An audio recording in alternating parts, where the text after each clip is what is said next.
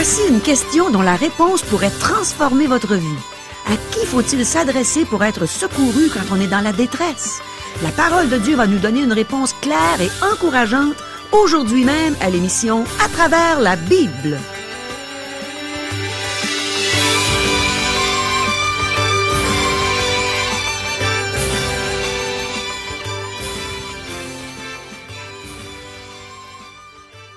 Chers auditeurs, pour en savoir davantage sur le contenu de cette émission, vous pouvez contacter en tout temps Radio Espoir via Internet à www.radioespoir.ca ou par téléphone, sans frais, au 1-877-l'Espoir, 1-877-537-7647. Bonjour, ici Caro. J'aimerais inviter tous nos auditeurs à bien écouter l'enseignement qu'on va recevoir aujourd'hui suite à nos questions. De nos jours, il y a beaucoup de gens qui sont dans la détresse, qui ne savent plus où se tourner pour avoir du secours. Cette émission est pour vous. Voici nos questions. Est-ce que le découragement spirituel guette tous les croyants? Est-ce que Dieu interdit la pratique des sciences occultes? Est-ce qu'un mort peut communiquer avec nous? Est-ce qu'un esprit malin peut se faire passer pour quelqu'un qui est mort? À qui faut-il s'adresser pour avoir du secours, du repos pour notre âme, pour être sauvé? Demeurez avec nous, les Saintes Écritures vont sûrement nous faire beaucoup de bien. Écoutons ce que le pasteur Régent Joly va nous enseigner. Le Seigneur va nous parler par sa bouche. Demandons-lui de nous aider à bien comprendre son beau message d'amour. Prions. Ô Seigneur, merci pour ce message d'amour que tu as pour nous aujourd'hui, pour cet encouragement que tu désires nous donner. Parle à nos cœurs, aide-nous à être attentifs à tout ce que tu vas nous dire. On t'aime, Seigneur. Amen. À toi, Régent. Merci beaucoup, Caro. Chers amis, à la dernière émission, nous avons vu Abigail, épouse de Nabal, éviter le massacre de la maison de son mari en allant au-devant de David et en lui parlant avec sagesse. David accueillit la femme et accepta les provisions qu'elle lui apportait.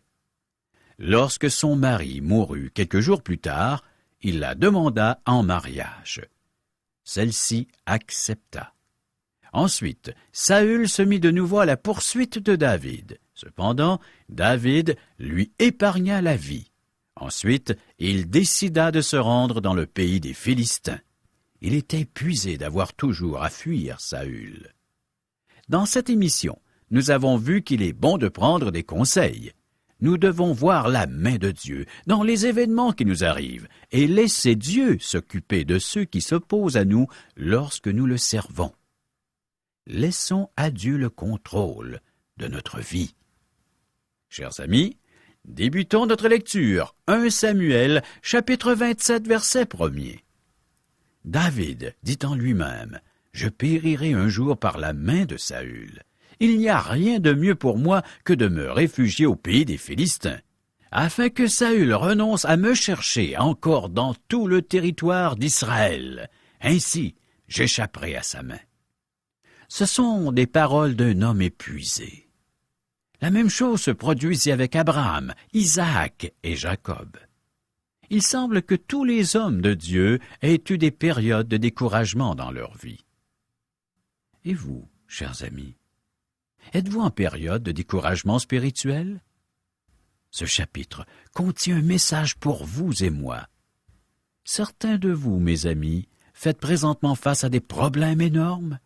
Il se peut que cet état perdure depuis un certain temps et que vous vous demandez si vous verrez la lumière au bout du tunnel un jour. Il ne semble pas y avoir d'issue à votre situation difficile. Bien, si cela peut être un réconfort, sachez que de nombreuses personnes ont passé par le même chemin que vous. C'est un sentier très bien battu. David y est passé bien longtemps avant vous et moi. C'est une raison pour laquelle David a été un encouragement pour moi dans ma vie chrétienne. Je peux sympathiser avec lui. Il semble qu'il va passer le reste de sa vie à fuir Saül, et il sera possiblement tué par celui-ci. Poursuivons notre texte, versets 2 à 6. « Et David se leva, lui et les 600 hommes qui étaient avec lui, et ils passèrent chez Achish, fils de Maoc, roi de Gath. David et ses gens restèrent à Gath, auprès d'Achish. Ils avaient chacun leur famille, et David avait ses 2 femmes, Achimoam de Jisraël et Abigaïl de Carmel, femme de Nabal. Saül, informé que David s'était enfui à Gath, cessa de le chercher. David dit à Achish, « Si j'ai trouvé grâce à tes yeux, qu'on me donne dans l'une des villes du pays un lieu où je puisse demeurer. Car pourquoi ton serviteur habiterait-il avec toi dans la ville royale? » Et ce même jour, Achish lui donna Tsiklag. C'est pourquoi Tsiklag a appartenu au roi de Juda jusqu'à ce jour. Voilà David, il est dans un état de découragement, et il faisait quelque chose qu'il n'aurait jamais dû faire. Il quitte le pays d'Israël pour aller habiter parmi les Philistins. Nous n'aimons pas ce genre de sentiment. Nous voulons fuir nos moments de découragement. Maintenant, nous passons au chapitre 28, un chapitre qui soulève beaucoup de questions. En effet, c'est dans ce chapitre que Saül consulte une femme qui évoque les morts. La question principale se rapporte à Samuel. Est-ce que la femme a vraiment fait monter Samuel des morts? Plusieurs explications ont été proposées. Premièrement, certains affirment que la femme est un charlatan qui se servait de ventriloque. Deuxièmement, d'autres pensent qu'un désir profond de communiquer avec un être cher décédé fait de la personne en deuil une proie facile. Et troisièmement, plusieurs croient que la sorcière a vraiment fait monter Samuel des morts. Cette dernière proposition est difficile à défendre car il ne concorde pas avec le reste des Écritures.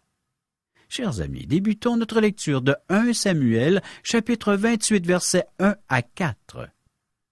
En ce temps-là, les Philistins rassemblèrent leurs troupes et formèrent une armée pour faire la guerre à Israël.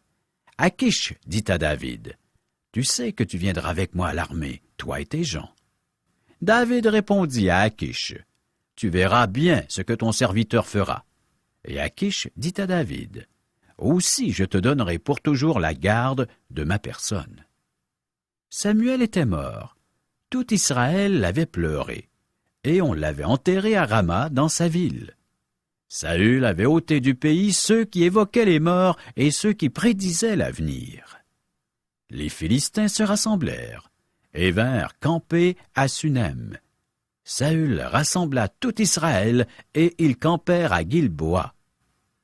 Une fois encore, les Philistins rassemblent une armée importante pour combattre Israël.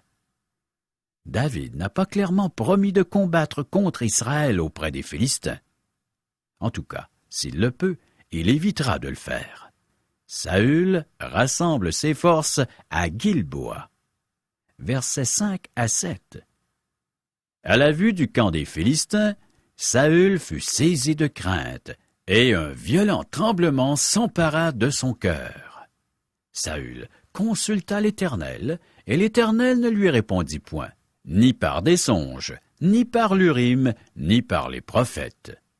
Et Saül dit à ses serviteurs, « Cherchez-moi une femme qui évoque les morts, et j'irai la consulter. » Ses serviteurs lui dirent, « Voici, à Endor, il y a une femme qui évoque les morts. » Puisque Dieu ne répondait pas à Saül, celui-ci, dans son désespoir, se tourne vers Satan.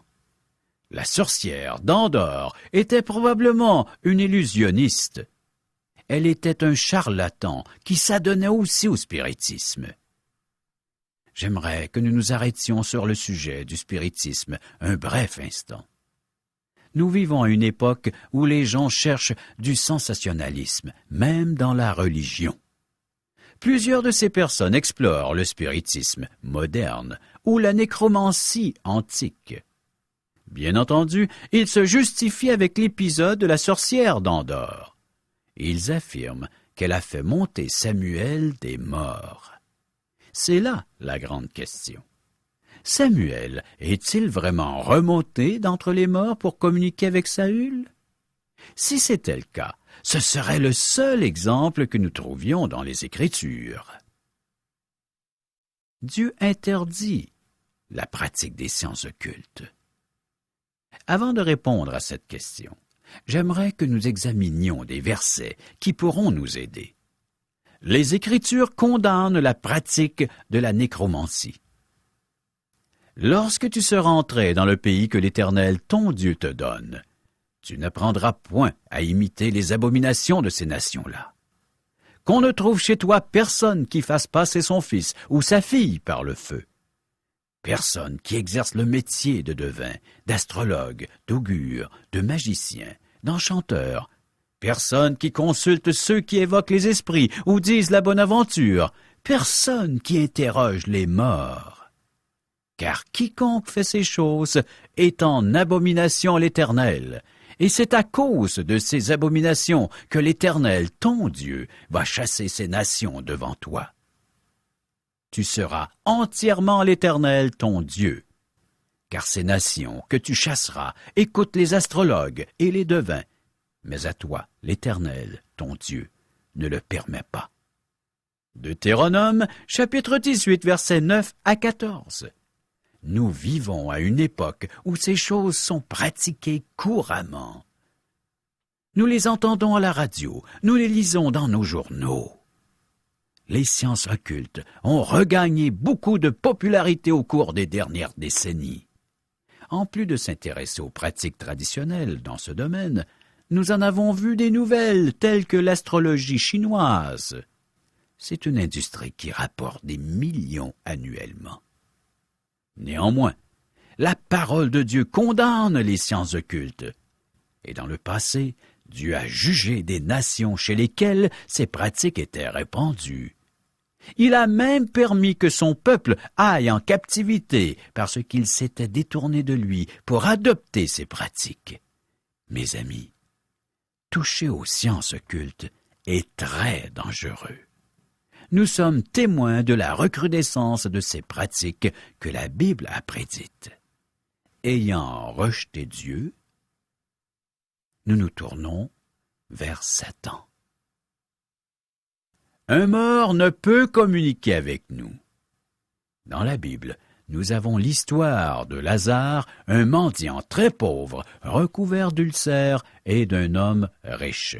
Cette histoire se trouve dans l'Évangile selon Luc, chapitre 16, versets 19 à 31. Dans ce récit, nous voyons que Dieu n'a pas permis à Lazare d'aller avertir les frères de l'homme riche de ce qui les attendait dans l'au-delà.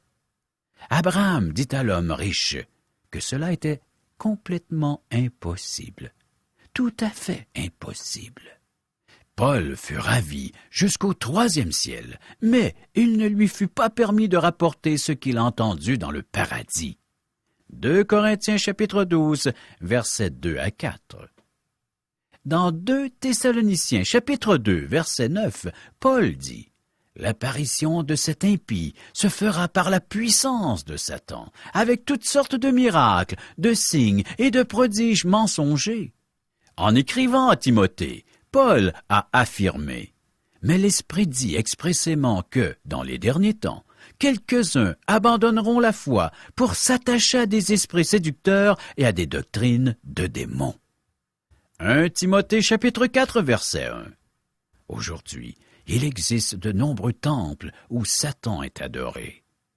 La parole de Dieu annonce une recrudescence de ces pratiques dans les derniers temps. Ayant rejeté Dieu, il se tourne vers Satan. Maintenant, Saül va se tourner vers une sorcière, d'Endor, pour connaître l'issue de la guerre contre les Philistins. Versets 8 à 13. Alors Saül se déguisa et prit d'autres vêtements, et il partit avec 2 hommes. Ils arrivèrent de nuit chez la femme. Saül lui dit, « Prédis-moi l'avenir en évoquant un mort, et fais-moi monter celui que je te dirai. » La femme lui répondit, « Voici, tu sais ce que Saül a fait, comment il a retranché du pays ceux qui évoquent les morts et ceux qui prédisent l'avenir?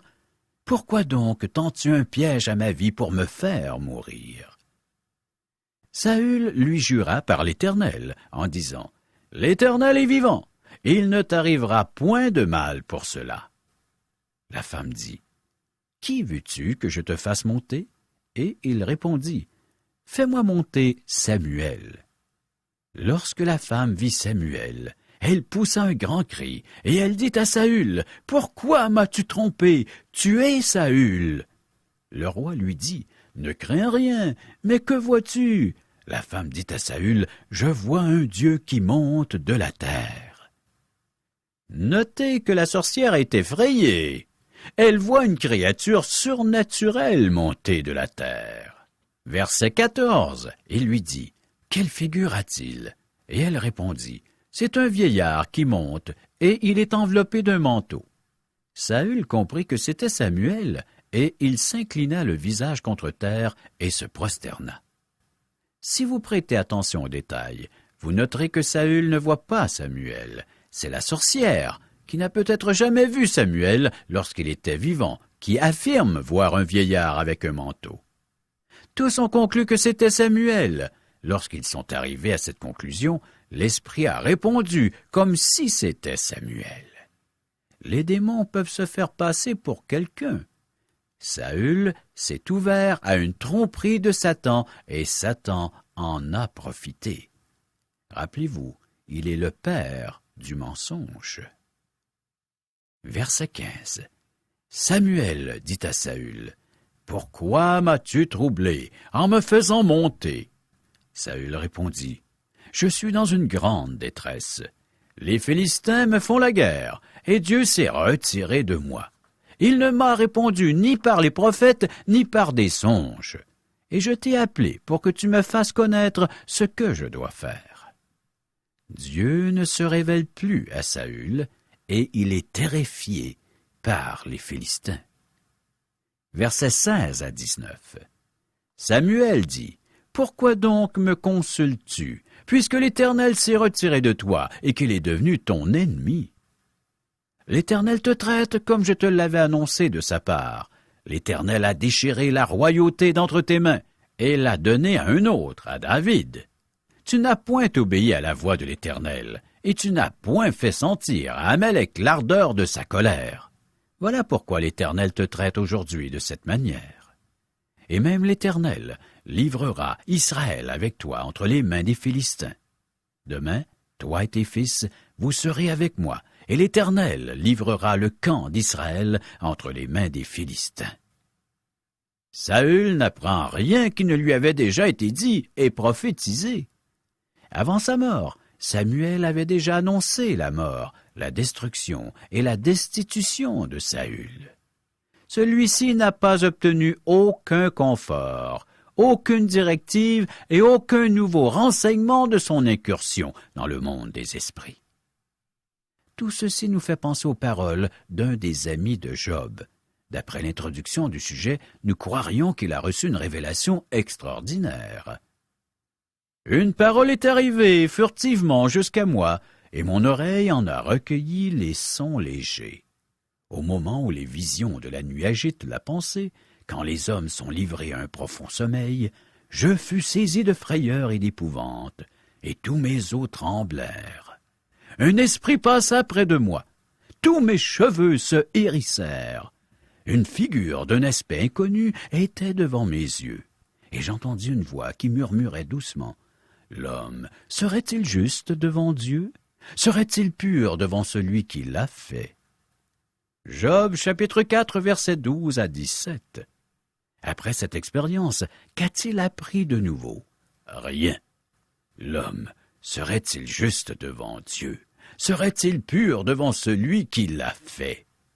Cet énoncé répète une vérité qui va de soi. Cet esprit n'a rien révélé de nouveau. Il est évident par ce récit de la visite chez la sorcière d'Endor que Dieu n'était pas derrière tout cela. Premièrement, Dieu n'aurait pas fait monter Samuel. Saül a clairement indiqué que Dieu ne lui répondait plus. Est-ce que Satan pouvait faire monter Samuel? Voyons ce que nous pouvons répondre à cela. Dans les Écritures, nous devons comprendre que seul le Seigneur Jésus a communiqué avec les morts. Lui seul peut parler à un mort. Saül avait été abandonné par Dieu. Le ciel ne répond plus aux interrogations de Saül. Maintenant, Saül se tourne vers l'enfer. Maintenant, pensez-vous que Samuel soit apparu à Saül? Plusieurs explications furent avancées, dont une qui affirme que tout cela n'est que de la fraude, la sorcière étant un charlatan. Ils pensent que rien de tout cela n'était vrai.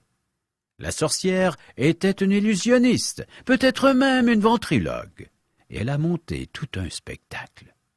Je pense aussi qu'elle était un charlatan, mais nous ne pouvons pas éliminer une manifestation surnaturelle. En effet, lorsqu'un esprit est monté, la femme fut aussi effrayée que Saül. Elle ne s'attendait pas à voir un esprit, donc nous ne pouvons pas rejeter entièrement l'élément surnaturel de cette histoire. À son époque, Houdini, le célèbre illusionniste, affirmait pouvoir imiter 95% des soi-disant manifestations surnaturelles rapportées par les adeptes des sciences occultes. Je veux bien concéder que 99% des activités sont frauduleuses, mais qu'en est-il de l'autre 1%? Je pense que ce qui s'est produit à Andorre était une manifestation surnaturelle, mais je ne crois pas que Dieu avait quoi que ce soit à faire dans cela. Une deuxième explication propose que les gens croient au spiritisme à cause de leur désir de communiquer avec un être décédé. Finalement, des personnes pensent que la sorcière a réellement fait monter Samuel d'entre les morts. Je ne pense pas que cette explication puisse être défendue à la lumière du reste des Écritures. Dans 1 Chronique, chapitre 10, verset 13, nous lisons « Saül mourut parce qu'il se rendit coupable d'infidélité envers l'Éternel, dont il n'observa point la parole, et parce qu'il interrogea et consulta ceux qui évoquent les morts. Dieu a condamné ce que Saül a fait. » C'est un esprit malin qui s'est fait passer pour Samuel à Andorre. Certaines personnes citent 1 Samuel, chapitre 28, verset 12, pour appuyer la thèse que Dieu a fait monter Samuel. Lorsque la femme vit Samuel, elle poussa un grand cri, et elle dit à Saül, « Pourquoi m'as-tu trompé? Tu es Saül. » Je pense plutôt qu'un esprit s'est fait passer pour Samuel. Cet esprit malin a prétendu être Samuel. Dieu ne se laissait plus consulter par Samuel, et pire encore, Saül ne se préoccupait plus de Dieu depuis longtemps. Les morts ne peuvent pas communiquer avec les vivants. Nous sommes devant une fraude satanique. C'est au Seigneur Jésus qu'il faut s'adresser, l'unique, le seul vivant. J'ai une question à vous poser. Chers amis, voulez-vous faire affaire avec une sorcière ou un esprit pour obtenir des renseignements de l'au-delà? Si la personne que vous consultez est en communication avec le monde des esprits, alors le message qu'elle vous transmet provient de l'enfer et non du ciel. L'enfer communique avec la terre aussi bien que le ciel. Toute communication qui provient d'une source qui semble ou qui est surnaturelle vient en fait de l'enfer. Si vous voulez des renseignements, adressez-vous plutôt au Seigneur Jésus-Christ. Il a dit, « Je suis le premier, le dernier, et le vivant. J'étais mort, et voici je suis vivant au siècle des siècles. Je tiens les clés de la mort et du séjour des morts. » Apocalypse, chapitre 1er, verset 18. Vous avez besoin de secours, de repos pour votre âme, d'être sauvé? Adressez-vous au Seigneur Jésus. Il est mort et ressuscité pour nous. Il fut ressuscité avec puissance, et en lui, cette puissance est à notre disposition pour le servir et le glorifier. Prochaine émission, 1 Samuel, chapitre 29, verset 1er, à chapitre 30, verset 31. Oh, merci beaucoup, Régent. Eh bien, c'est clair. Dieu ne nous secourt pas, il ne nous éclaire pas par l'entremise des sciences occultes, par l'astrologie chinoise, par ceux qui évoquent les morts, par toutes sortes de sorciers, par peu importe la forme de spiritisme. On a vu que ce sont tous des esprits malins qui ne peuvent rien faire de bien pour nous.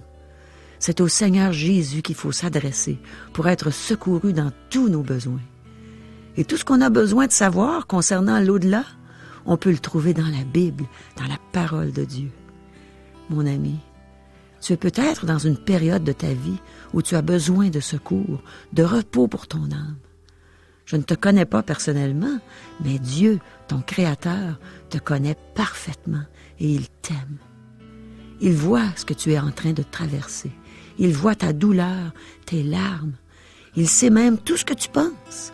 Le Seigneur veut réellement te secourir. Est-ce que tu as un chagrin d'amour? Est-ce que tu subis une grosse injustice? As-tu perdu ton emploi? Et pire encore, as-tu perdu un être cher par la mort? Est-ce que tu te sens seul, abandonné de ta famille, de tes amis?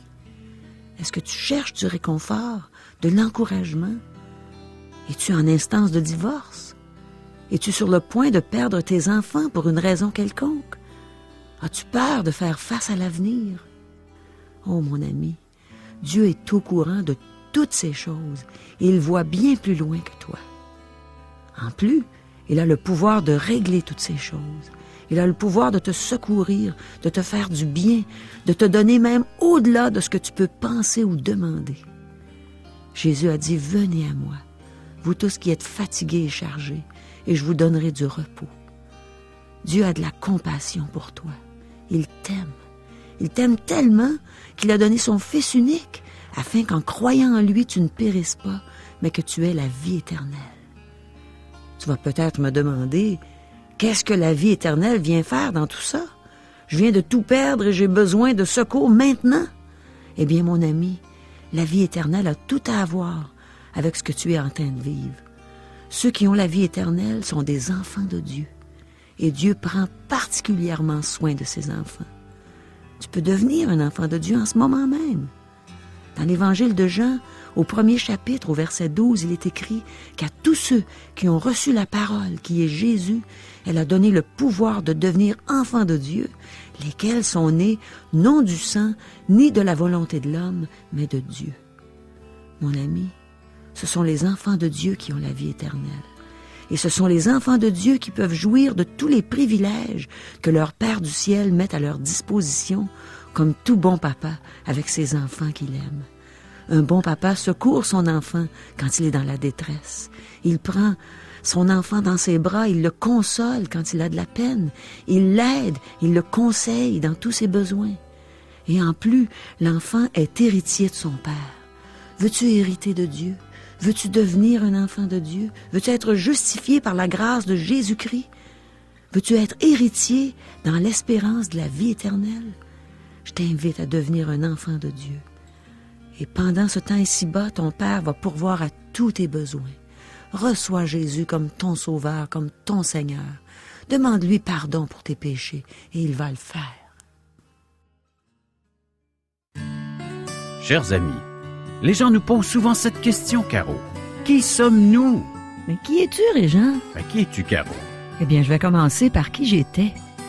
J'étais une jeune femme qui chantait toutes sortes de chansons populaires. J'avais des succès au palmarès et ma carrière menait bon train. J'étais malheureuse, j'étais sans Dieu dans le monde. Et un jour, Dieu s'est fait connaître à moi. Et j'ai accepté Jésus comme sauveur, comme Seigneur. Et je suis devenue une enfant de Dieu. Je suis née de nouveau. Et maintenant, je suis une chrétienne évangélique qui aime propager l'évangile de Dieu. Avec toi, Régent, je passe partout au Québec pour annoncer la bonne nouvelle du salut par grâce. À tous les gens qui veulent nous entendre, à tous ceux qui veulent s'intéresser à ce que Dieu veut pour eux, à connaître son amour pour eux. Alors je vais avec toi, on va partout dans des déjeuners de l'espoir. Et ici, à Radio Espoir, pour dire aux gens, Dieu vous aime et Dieu veut vous instruire, vous faire connaître sa sainte parole. C'est merveilleux. Les gens aimeraient peut-être nous rejoindre par téléphone. 1-877-l'Espoir. 1-877-537-7647. Et on a une adresse courriel. www.radioespoir.ca ou l'adresse postale. Radio Espoir, casier postal 34 143, Charlesbourg, Québec, G1G 6P2. Chers amis, à demain. C'est un rendez-vous.